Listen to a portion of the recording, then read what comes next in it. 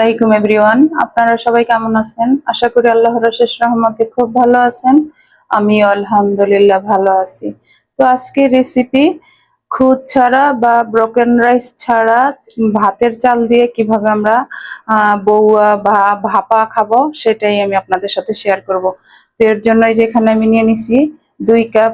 আমাদের এখানে যে চালটা আমরা ভাতের জন্য খাই, আবুকাস চাল। আর নিয়ে নিচ্ছি 1 কাপ মসুর ডাল দিয়ে এখন প্রথমে আমি চাল ডালটা ধুয়ে নিব।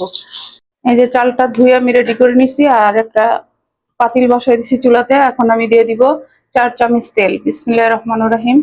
আর যারা প্রবাসে আছেন, আমার মতো এরকম বউয়া বা ভাপা খেতে ইচ্ছে করে, তারা অবশ্যই আমার এই রেসিপিটা ফলো করে বানায় দেখতে পারেন।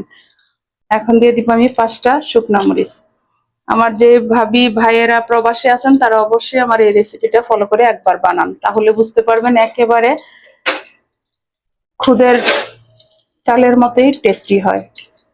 এখন এই পর্যায়ে দিয়ে দিব আমি 2টা পেঁয়াজ কুচি।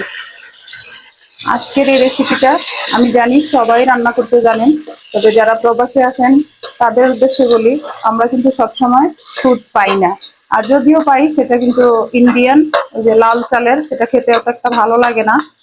তো যারা এইভাবে ভাতের চাল দিয়ে রান্না করতে চান তাহলে আমার রেসিপিটা ফলো করে বানাবেন এবং আমাকে কমেন্টসে জানাবেন। প্লিজ আমার ভাই বোনেরা আমার পাশেই থাকবেন। আর আজকের রেসিপিটা যদি একটু ভালো লাগে তাহলে আমার চ্যানেলটাকে সাবস্ক্রাইব করবেন, লাইক করবেন, শেয়ার করবেন এবং কমেন্টস করবেন। যে পেঁয়াজটা ব্রাউন করে ভাজা হয়ে গেছে। আর যদি বেশি করতে যান আর একটু লাল, তাহলে কিন্তু আপনার এই ভাপাটা কালো হয়ে যাবে। এখন আমি চালগুলো দিয়ে দিব। বিসমিল্লাহির রহমানির রহিম। দিব আমি স্বাদ মতো লবণ। এখন ভালোভাবে একটু ভেজে নিব চাল ডালটা। ভাজা হয়ে গেল। এখন এই পর্যায়ে দিয়ে দিব পানি। আর পানি দিব আমরা এখানে 3 কাপ চাল ডাল নিছি, চাল 2 কাপ আর ডাল হলো 1 কাপ, 3 কাপ। 3 কাপে আসে 6 কাপ, আমি দিব 5 কাপ। যেই কাপটাতে আমি চালগুলা নিছি ওই কাপটাতে মেপেই দিয়ে দিব। দিয়ে দিলাম। এখন হাই ফ্লেমে আমি এই চাল ডাল একসাথে পুরোপুরি বলক নিয়ে আসবো আর ঢাকনাটা দিয়ে দিব। বলক চলে আসছে। তো আমার প্রিয় ভাই বোনেরা, আমার কথাতে কিন্তু অনেক সময় ভুল ত্রুটি হয়, আপনারা ক্ষমা সুন্দর দৃষ্টিতে দেখবেন। কারণ আমি এখন কথার কোনো ওই রকম কি বলবো বুঝাতে পারতেছি না আপনাদেরকে। তো যাই হোক, এখন এই পর্যায়ে দিয়ে দিব 10-12টা কাঁচা মরিচ আর দিব 1 মুঠো ধনেপাতা। এই সময় যদি দেওয়া হয় ধনেপাতাটা, তাহলে পুরো ভাপা বা বউয়ার মধ্যে চলে যাবে ফ্লেভারটা, আর খেতে অনেক টেস্টি হবে। এখন এই পর্যায়ে আবার ঢাকনাটা দিয়ে চুলার আঁচটা একেবারে লো করে আমি 15 থেকে 20 মিনিট রান্না করে নেব। আমি 20 মিনিট পরে আসলাম, মাশাআল্লাহ, আর এত সুন্দর ফ্লেভার আসতেছে, পুরা ঘরটা মোমো করতেছে। দেখেন, মাশাআল্লাহ, অলমোস্ট হয়ে গেছে। দেখেন, এরকম ভাপা বা বউয়া যদি সকালবেলা নাস্তায় থাকে তাহলে আর কি চাই, তাই না?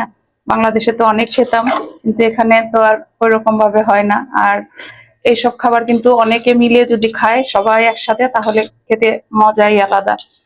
আমার মুখে কিন্তু পানি চলে আসতেছে, এত সুন্দর ফ্লেভার আসতেছে। তো প্লিজ আপনারা বাসায় বানান, বানালে বুঝতে পারবেন এটার টেস্ট কেমন হয়। হুবহু একেবারে খুদের চালের বউয়া বা ভাপা। আমাদের আঞ্চলিক ভাষায় নারায়ণগঞ্জের মানুষ আমরা ভাপা বলি, আবার অনেকে বউয়াও বলে। তো সেম ওই রকমই লাগে যদি এইভাবে রান্নাটা করেন।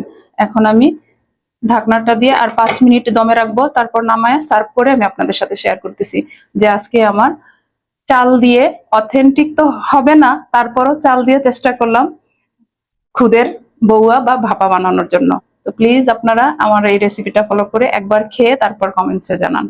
দেখেন আমার প্রিয় ভাই বোনেরা, আমি আমার আজকে সকালের নাস্তায় খুদের বউয়ার বদলে চাল দিয়ে বউয়া বা খুদের ভাত বা চালের ভাত, যেটাই বলি না কেন, বানায় নিলাম। তবে এত টেস্টি হয়েছে, একটু চেখে দেখছি, না খেলে কিন্তু বুঝতে পারবেন না। আর সাথে নিয়ে নিলাম 6 রকমের ভর্তা।